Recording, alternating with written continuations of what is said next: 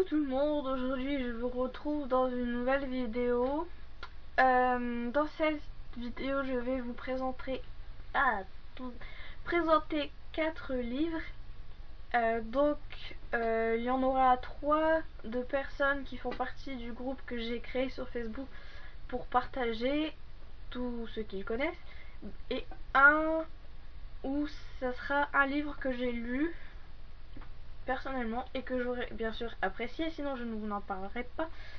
Mais quoique des avis négatifs aussi, ça peut être bien. On verra ça plus tard.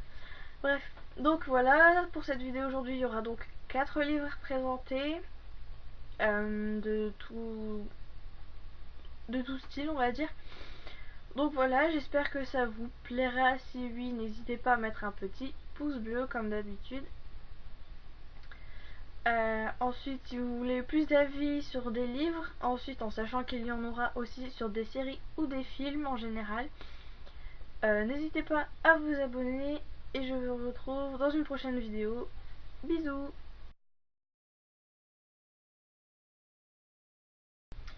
Alors, le premier livre, c'est Apollo 23 de Doctor Who. Alors, je m'excuse tout de suite, je vais souvent baisser la tête parce que les avis que j'ai recueillis sont sur mon ordinateur que j'ai posé sur mes jambes. Et donc, je risque de souvent baisser la tête. Donc, voilà, le premier livre, il nous est partagé par Maïté. Donc, c'est Doctor Who, Apollo 23. Donc, tout d'abord, je vais vous expliquer la série Doctor Who. Donc, Doctor Who est une série télévisée britannique de science-fiction créée en 1963. Elle est la plus longue série de fiction de tous les temps. Elle dure 51 ans. Elle raconte les aventures du Docteur qui voyage à travers l'espace et le temps à bord d'un vaisseau spatial, le TARDIS. Lorsque le Docteur est mortellement blessé, il peut survivre en se régénérant. Il change alors d'apparence et, dans une certaine mesure, de personnalité, mais tout en conservant les souvenirs de sa vie antérieure. Donc ça, c'est le résumé de la série complète, film, il me semble. Oui, je crois que c'est ça. Donc voilà. Ensuite, le résumé du livre en lui-même. Donc, dans Apollo 23, nous nous trouvons en compagnie du 11e Docteur et de ses compagnons Amy et Rory. Un astronaute en combinaison spatiale apparaît au milieu d'un centre commercial bondé. Une jeune femme est en imperméable rouge est retrouvée gisant morte au bord d'un cratère sur la face cachée de la Lune. Le Docteur et Amy font le lien entre ces deux événements depuis la Lune. Des aliens fomentent un complot pour enlever tous les terriens. Amy et le TARDIS s'y trouvent déjà, mais bloqués sur Terre. Néanmoins, ils découvrent un grand secret qui pourrait sauver l'humanité. Apollo 23. Alors, maintenant, je vais vous lire son avis personnel. Ce n'est pas le mien, je précise. C'est ce qu'elle m'a écrit pour que je vous le transmette. Donc, intrigue présente du début à la fin de l'histoire. Lisant pour la deuxième fois ce livre, je ne me lasse pas. 3 heures pour lire 284 pages. Elle est un peu comme moi, elle lit vite quand ça l'intéresse. Le caractère des personnages de la série TV est bien exprimé à travers ce livre. On ne perd pas le dynamisme de la série. Lorsque je lis, j'imagine les scènes se dérouler comme si je regardais un épisode à la télévision. Toujours un point commun, je fais de même. Bon, certes, c'est pas les mêmes livres, mais c'est la même chose. Pour terminer, je dirais que j'ai adoré me replonger dans les aventures du Docteur avec son humour britannique, ses mimiques et en compagnie d'amis. Je suis franchement régalée. Décidément. Je me suis franchement régalée en relisant ce livre. De plus, je recommande ce livre à tous ceux qui aiment la science-fiction ou qui hésitent à se lancer dans la lecture de ce genre de livre. Il se lit tout seul et super vite. Du moins, quand on aime lire. C'est également l'occasion pour les non-fans de la série de découvrir l'univers du Docteur Who et qui sait peut-être devenir fan comme moi. Donc, c'était ici l'avis de Maïté qui, on va dire, s'investit beaucoup dans le groupe et ça me fait extrêmement plaisir. Donc voilà, donc c'était le premier livre à vous présenter. On va maintenant passer au deuxième. Alors, le deuxième livre, voilà. Il nous est présenté par un garçon que je nommerai Delex, de sa demande. Donc, lui nous a présenté la dynastie du royaume de Floss, tome 1, Kaena, de Margot Aguerre. Donc, voici le résumé du livre. Kaena est une jeune fille intrépide et solitaire qui vit avec sa famille en Altarine, un pays épargné par la guerre que mène Jal-Jorg, un sorcier haineux qui a décimé de nombreux peuples. Pourtant, le temps presse, Kaena devra maîtriser la magie qui sommeille en elle. Pour faire face à cette terrifiante menace, elle apprendra à se battre pour découvrir son identité et trouver sa place dans la résistance qui s'organise. Entre drame et espoir, Kaena est un livre pour les curieux en mal d'aventure et les rêveurs intrépides. Laissez-vous entraîner et séduire par ce premier volet de la trilogie de la dynastie du royaume de Floss. Flo, je sais pas comment ça se prononce. Donc, voici ce que nous a marqué Delex. Donc, Kaena est une jeune fille qui vit avec ses parents en Altarine. Elle a le don incroyable mettre les animaux en confiance, presque comme si elle les hypnotisait. Une nuit, à la recherche d'une biche et de son petit, Kaena est témoin d'un phénomène étrange dans la forêt avec Robin, son meilleur ami. Elle mène alors son enquête sur la ville en flammes qu'elle a vue et qui semble se situer de l'autre côté de la frontière de son pays. Frontière que personne n'a jamais réussi à traverser. Au-delà de cette barrière magique, la guerre fait rage depuis des années. Une guerre qui finira par atteindre Altarine. Kaena y a un rôle primordial. Donc, ce sont ces notes personnelles, je reprécise encore une fois.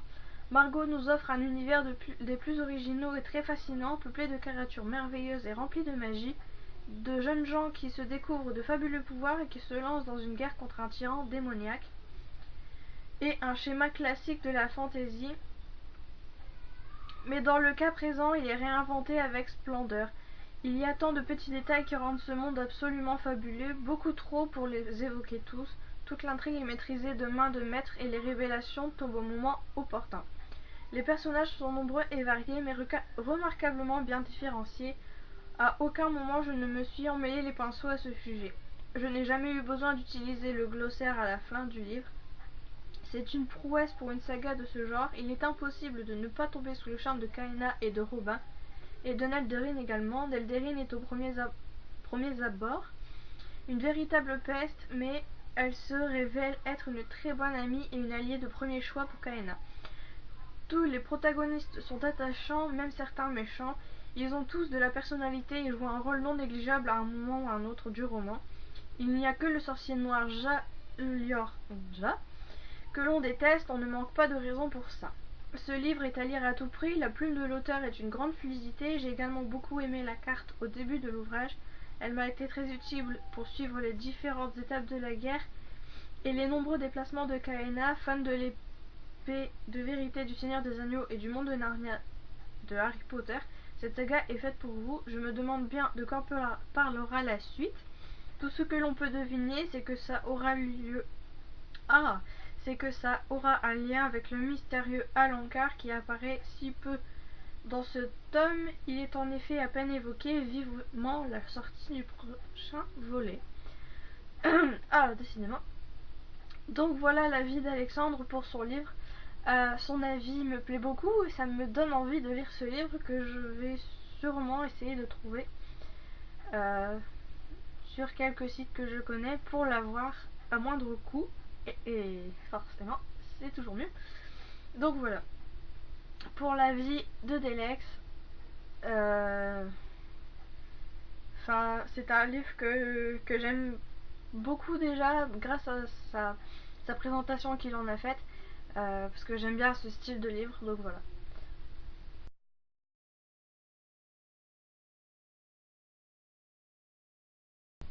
Donc voilà le troisième livre qui nous est présenté par Océane, qui est aussi sur mon groupe, bien évidemment.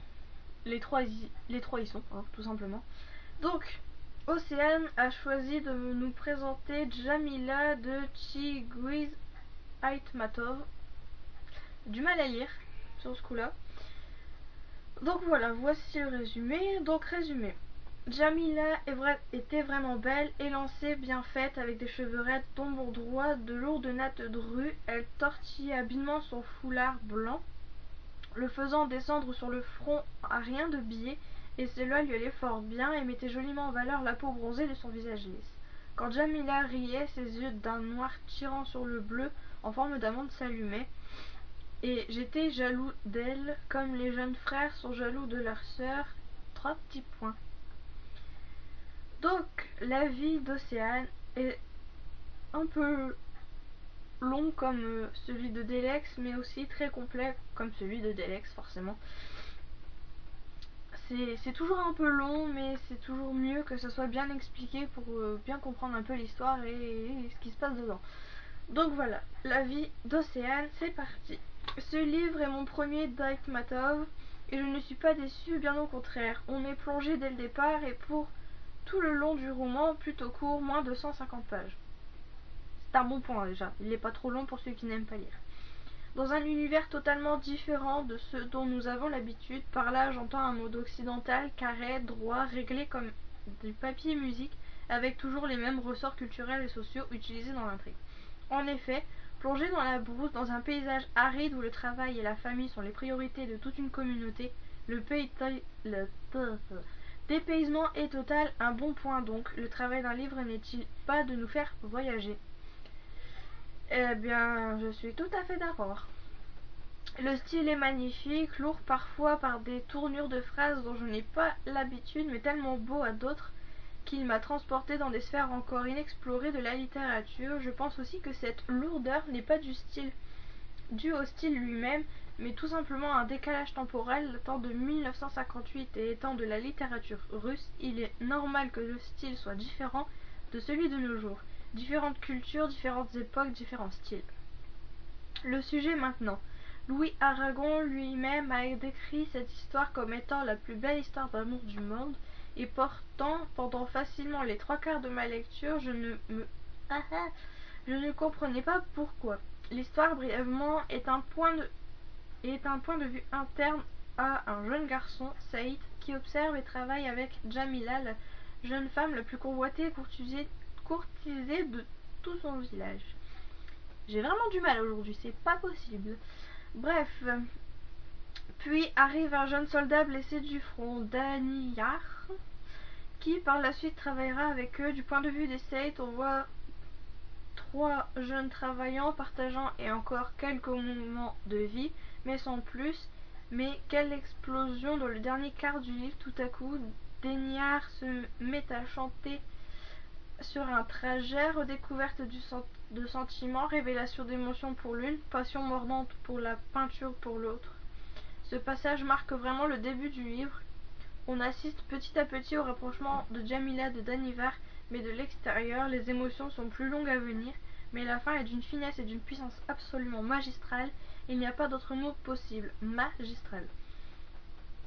En somme, les points forts de ce livre sont un style très poétique et magnifique, une histoire d'apparence banale menée d'une main de maître et surtout un angle original pour une romance. Pour une fois, la romance est observée et non vécue. On voit l'amour à travers les yeux d'un spectateur et non d'un comédien. En contrepartie, les points faibles seraient un style parfois trop complexe et trop lourd, un début trop long et une fin qui arrive trop vite, beaucoup trop vite. On rentre enfin dans le vif du sujet que, pouf, le livre est terminé. Donc voilà la vie d'Océane pour Jamila. Comment dire, je pense qu'il m'intéresserait aussi parce que j'aime beaucoup aussi les anciens livres. C'est aussi quelque chose que j'aime beaucoup lire. Donc je pense qu'Océane m'a convaincue pour ce livre. Donc voilà, je pense que je vais essayer de le trouver aussi au plus vite dès que j'aurai fini les quelques livres que j'ai en cours pour l'instant. Donc voilà pour les avis des 3 personnes qui ont participé à ce projet pour cette vidéo.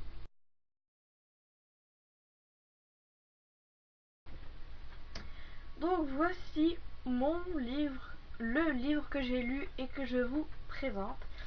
Donc le titre c'est La petite fille qui aimait Tom Gordon et c'est un livre de Stephen King. Stephen King, j'avais jamais trop osé lire.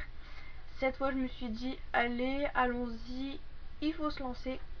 C'est ce que j'ai fait, donc voilà le résumé du livre pour commencer et ensuite mon avis, qui est un peu plus court que les autres bien évidemment parce que je ne suis pas non plus... j'ai du mal à dire ce que je pense. Donc voilà, c'est parti pour le résumé. Donc résumé. Le monde a des dents et quand l'envie le prend de mordre, il ne s'en prive pas.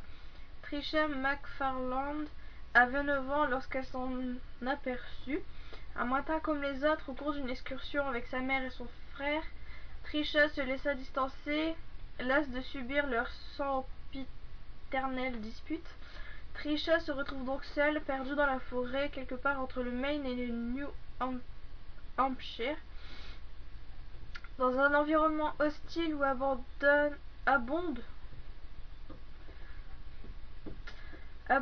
marécages et moustiques. Pendant 9 jours, Trisha va errer seule dans la forêt, s'efforçant de ne pas céder à la panique et affrontant la nuit, la faim et la peur. Elle se répète « Je ne suis pas en danger » et tente de chasser de son esprit que les gens qui se perdent en forêt s'en tirent quelquefois avec de graves blessures, que quelquefois même ils en meurent.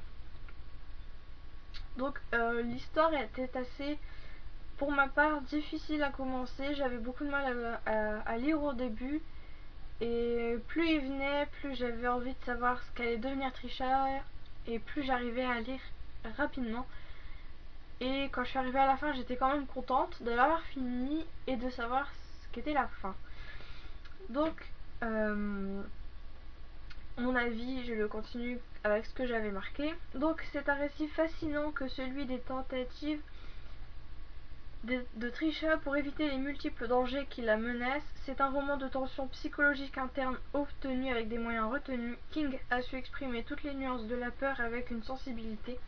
J'ai eu certes un peu de mal à le commencer. En fait, c'est ce que je viens de dire. Je voulais... Voilà. C'était un livre captivant qui m'a beaucoup touchée car il y a tout de même beaucoup d'émotions, surtout à la fin.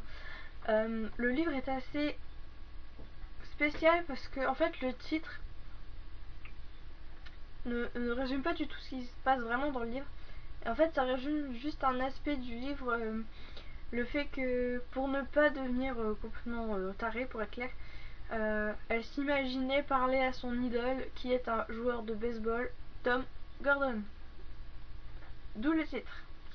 Donc voilà l'explication du titre.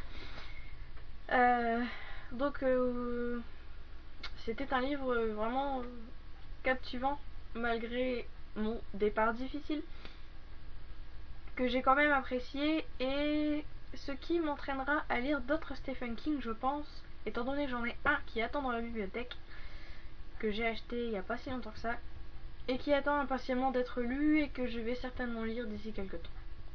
Donc voilà pour mon avis.